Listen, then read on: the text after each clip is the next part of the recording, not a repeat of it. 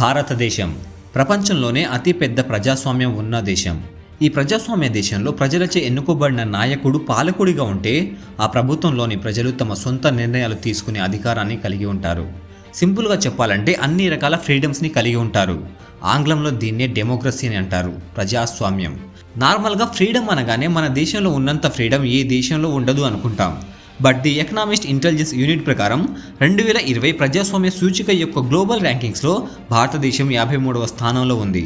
2014లో చేసిన ఇదే సర్వేలో ఇండియా 27వ స్థానంలో ఉంటే 2019 నాటికి 51వ స్థానానికి పడిపోయింది. అండ్ 2019 నుండి 2020 వరకు జస్ట్ ఒక్క సంవత్సరం గ్యాప్లోనే 2 స్థానాలు కోల్పోయి 53వ స్థానానికి పడిపోయింది.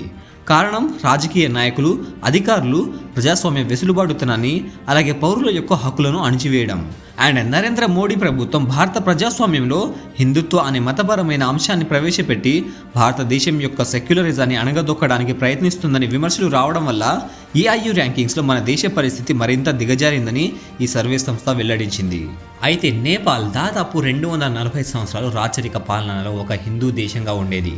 బట్ 2008 మే 28న నేపాల్లో రాచరిక పాలనని రద్దు చేస్తూ నేపాల్ను ఒక డెమోక్రటిక్ అండ్ రిపబ్లిక్ కంట్రీగా ప్రకటించి హిందూ దేశం నుండి ఒక సెక్యులర్ దేశంగా మారిపోయింది.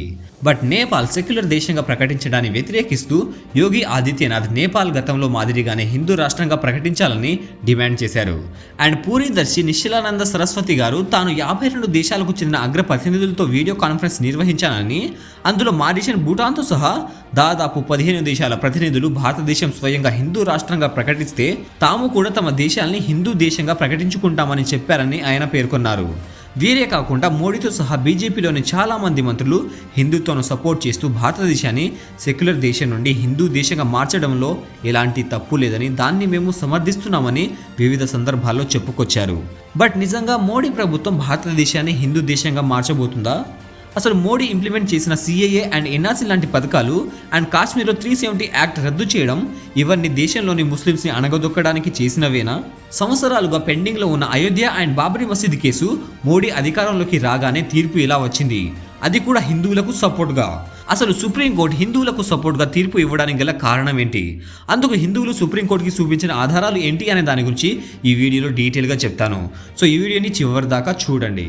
ఫస్ట్ మన మ్యాటర్లోకి ఎంటర్ అయ్యే ముందు హిందూ అంటే ఏంటి, హిందూ మతం అంటే ఏంటో తెలుసుకుందాం. వాస్తవంగా హిందూ అనే పదానికి మన సంస్కృతి సాంప్రదాయాలకు కానీ అస్సలు ఎలాంటి సంబంధం లేదు. ఒకప్పుడు పర్షియన్స్ మన దేశానికి రాకముందు, ప్రస్తుతం ఇరాన్ని ఒకప్పుడు పర్షియా అనేవాళ్ళు.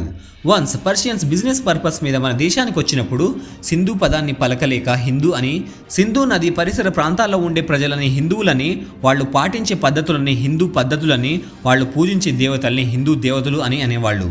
అప్పటికే మన దేశంలో శైవులు, జైనులు, వైదికులు, బౌద్ధులు, సిక్కులు ఇలా వాళ్ళ మత ఆచారాలు, ధర్మాలు వేరు అయినా అంతా కలిసి సామరస్యంగా ఉండేవాళ్ళు. కాబట్టి అన్ని మతాల ధర్మాలను కలిపి సనాతన ధర్మం అంటారు. ఈ సనాతన ధర్మాన్ని నమ్మే వాళ్ళు పరమత సహనాన్ని కూడా పాటిస్తారు. బట్ ఈ హిందూ అనే పదానికి మనకు ఎలాంటి సంబంధం లేకపోయినా ఈ పదం మనలో ఎంతగా పెనెట్రేట్ అయ్యిందంటే భారతదేశంలో ఉండే ప్రతి ఒక్కరూ హిందువులని, భారతదేశం మొత్తాన్ని హిందూ దేశంగా మార్చాలని ఒక హిందుత్వ భావజాలని మనలో రగిలిస్తుంది. అయితే 2020 రిలీజియస్ సెన్సెస్ ప్రకారం ఇండియాలో 78.8% హిందూస్ ఉంటే 14.2% ముస్లిమ్స్ ఉన్నారు. దాదాపు 20 కోట్లు ఉన్న భారతీయ ముస్లింలు ఒక దేశంగా ఏర్పడితే వారు ప్రపంచంలోనే 8వ అత్యధిక జనాభా కలిగిన దేశంగా ఉంటారు. దాదాపు 100 కోట్ల మంది హిందువులు, 20 కోట్లకు పైగా ముస్లింలు, 3 కోట్లకు పైగా క్రైస్తవులు, 2 కోట్లకు పైగా సిక్కులు అండ్ చాలామంది బౌద్ధులు, అన్యమతస్థులు మన దేశంలో ఉన్నారు. ఇప్పుడు నరేంద్ర మోడీ ప్రభుత్వం యొక్క మెయిన్ ఎజెండా హిందుత్వాన్ని దేశం అంతటా వ్యాప్తి చేయాలి. అందుకు అడ్డుగా ఉన్న మెయిన్ రిలీజియన్ ఇస్లాం. అందుకే మోడీ ప్రభుత్వం ముస్లిమ్స్ని అణగదొక్కడానికి వివిధ చట్టాలను ఇంప్లిమెంట్ చేసిందని జనాలు అనుకుంటున్నారు. అలాంటి చట్టాల్లో మొదటిగా ఇంప్లిమెంట్ చేసిన చట్టమే CAA అండ్ NRC. మోడీ ప్రభుత్వం అధికారంలోకి వచ్చిన 6 నెలల గ్యాప్లోనే లోక్సభలో 9th డిసెంబర్ 2019లో ఈ బిల్ని పాస్ చేసింది. ఈ బిల్ ప్రకారం 2014కి ముందు నుంచి పాకిస్తాన్, బంగ్లాదేశ్, ఆఫ్ఘనిస్తాన్ నుండి ఇండియాలో ఇల్లీగల్గా ఉంటున్న non Muslims like Hindus, Christians, Jains, Buddhist, Sikhs and పార్సీస్కి ఇండియన్ సిటిజన్షిప్ని అప్రూవ్ చేశారు. బట్ ఆ 3 దేశాల నుండి ఇల్లీగల్గా వచ్చిన ముస్లిమ్స్ని మాత్రం డిటెన్షన్ క్యాంప్ నుండి తిరిగి వారి దేశాలకే పంపించేశారు. ఈ ఇన్సిడెంట్ తర్వాత ఈ బిల్కి వ్యతిరేకంగా ఇండియన్ ముస్లిమ్స్ ప్రొటెస్ట్ చేయడం మొదలుపెట్టారు. Because NRC national register of citizens యాక్చువల్గా ఎన్ఆర్సీ అనేది దేశంలో ఉండే ప్రతి ఒక్కరికి సర్టిఫికేషన్ చేసి వేరే దేశాల నుండి ఇల్లీగల్గా వచ్చిన రిఫ్యూజీస్ని గుర్తించడానికి సహాయపడుతుంది. బట్ ప్రాబ్లం ఏంటంటే 1951 నుండి ఈ ఎన్ఆర్సీ యాక్ట్ ఓన్లీ అస్సాంలోనే ఇంప్లిమెంట్ చేయబడింది. బట్ 9th December 2019లో లోక్సభలో అమిత్ షా ఈ NRC act all over India implement చేయబడుతుందని ప్రకటించారు. సో దీని త్రూ ఎవరైనా ఇండియన్ సిటిజన్ అని ప్రూవ్ చేయడానికి ఎన్ఆర్సీలో ప్రొవైడ్ చేయబడిన ఏదైనా లీగల్ డాక్యుమెంట్స్ని చూపించాల్సి ఉంటుంది. బట్ ముస్లిమ్స్కి వచ్చిన మెయిన్ ప్రాబ్లం ఏంటంటే ఈ 3 దేశాల నుండి వచ్చిన నాన్ ముస్లిమ్స్ ఎవరైనా కానీ వారికి ఎన్ఆర్సీలో పేర్కొన్న డాక్యుమెంట్స్ని చూపించాల్సిన అవసరం లేదు. బట్ ఆ దేశాల నుండి ఇల్లీగల్గా వచ్చిన ముస్లిమ్స్ మాత్రం తప్పకుండా డాక్యుమెంట్స్ని చూపించాల్సి ఉంటుంది. ఇన్ కేస్ ఎవరైనా ఇండియాలో పుట్టి ఇండియన్ ముస్లిం అయి ఉండి సరైన డాక్యుమెంట్స్ని చూపించకపోయినా సరే వారిని కూడా ఇల్లీగల్ ఇమిగ్రెంట్స్ కింద భావించి దేశం నుండి వెళ్ళగొట్టేస్తారు. అయితే మోడీ ప్రభుత్వం ఈ 3 దేశాల నుండి వచ్చిన నాన్ ముస్లిం రిఫ్యూజీస్ సరైన డాక్యుమెంట్స్ చూపించకపోయినా వారికి ఇండియన్ సిటిజన్షిప్ ఇస్తున్నప్పుడు ముస్లిమ్స్ కేటగిరీకి చెందిన రిఫ్యూజీస్ని దేశం నుండి ఎందుకు వెళ్ళగొడుతుంది? అసలు మోడీ ప్రభుత్వం ముస్లిమ్స్ పట్ల అంత వివక్ష చూపించడానికి గల రీజన్ ఏంటి? రీజన్ నెంబర్ 1, మన ఇండియాకు వచ్చే చాలా వరకు రిఫ్యూజీస్ మ్యాక్సిమం పాకిస్తాన్, ఆఫ్ఘనిస్తాన్ నుండి బంగ్లాదేశ్కి, బంగ్లాదేశ్ నుండి మన ఇండియాలోకి వస్తారు. ఈ 3 దేశాలు కూడా ముస్లిం మెజారిటీ కంట్రీస్ కాబట్టి అక్కడ ఉండే ముస్లిమ్స్, నాన్ ముస్లిమ్స్ అయిన మైనారిటీస్ వారిపై దాడులు చేయడం, వారి మహిళలపై అత్యాచారాలు చేయడం, బలవంతంగా మత మార్పిడులు చేయడం, వారి హక్కులను స్వేచ్ఛని హరించడం వల్ల అక్కడ ఉండే నాన్ ముస్లిమ్స్ మన దేశానికి అక్రమంగా వలస వస్తారు. బట్ నాన్ ముస్లిమ్స్ అయిన మైనారిటీస్కి షెల్టర్ ఇవ్వడానికి ప్రపంచంలో ప్రత్యేకంగా ఏ దేశం కూడా లేదు. బట్ ముస్లిం రిఫ్యూజీస్కి షెల్టర్ ఇవ్వడానికి మన దేశ బార్డర్లోనే చాలా ముస్లిం మెజారిటీ కంట్రీస్ ఉన్నాయి. సో ముస్లిం మెజారిటీ కంట్రీస్లలో ముస్లిమ్స్ హక్కులు హరించబడవు కాబట్టి ముస్లిం రిఫ్యూజీస్ని తిరిగి వారి దేశాలకే పంపించేస్తుంది. అండ్ నాన్ ముస్లిం అయిన వారికి ప్రభుత్వం షెల్టర్ ఇచ్చి వారిని ఆదుకుంటుంది. సో ఇది reason number 1. And reason number 2, to protect national security. Pakistan and Afghanistan లాంటి దేశాలు చాలా రకాల టెర్రర్ గ్రూప్స్ని పెంచి పోషిస్తున్న సంగతి మనందరికీ తెలిసింది. సో ఈ టెర్రరిస్టులు రిఫ్యూజీస్ రూపంలో మన దేశంలోకి ప్రవేశిస్తే అది మన దేశ సెక్యూరిటీకి చాలా ప్రమాదకరంగా మారవచ్చు. అందుకు మన దేశ ప్రభుత్వం ముందు జాగ్రత్తగానే ముస్లిం రిఫ్యూజీస్ని ముందే అడ్డుకొని తిరిగి వారి దేశాలకు పంపించేస్తుంది. బట్ ఇండియన్ ముస్లిమ్స్ యొక్క భయం ఏంటంటే ఈ ఎన్ఆర్సీ యాక్ట్ వల్ల ముస్లిమ్స్ని కావాలని ఇండియా నుండి వెళ్ళగొడుతున్నారని అనుమానపడుతున్నారు. బట్ భారత రాజ్యాంగం ప్రకారం ఎవరైనా 7-8 సంవత్సరాల నుండి ఇండియాలోనే ఉంటే వారికి ఇండియన్ సిటిజన్షిప్ ఇవ్వబడుతుంది. అందుకు మీరు గవర్నమెంట్కి Aadhaar card, PAN card, birth సర్టిఫికేట్ని చూపించాల్సిన అవసరం లేదు. ఎన్ఆర్సీలో ప్రొవైడ్ చేయబడిన ఈ 18 రకాల సర్టిఫికేట్స్లలో ఏ సర్టిఫికేట్ని చూపించినా కూడా మీకు ఇండియన్ సిటిజన్షిప్ ఇవ్వబడుతుంది.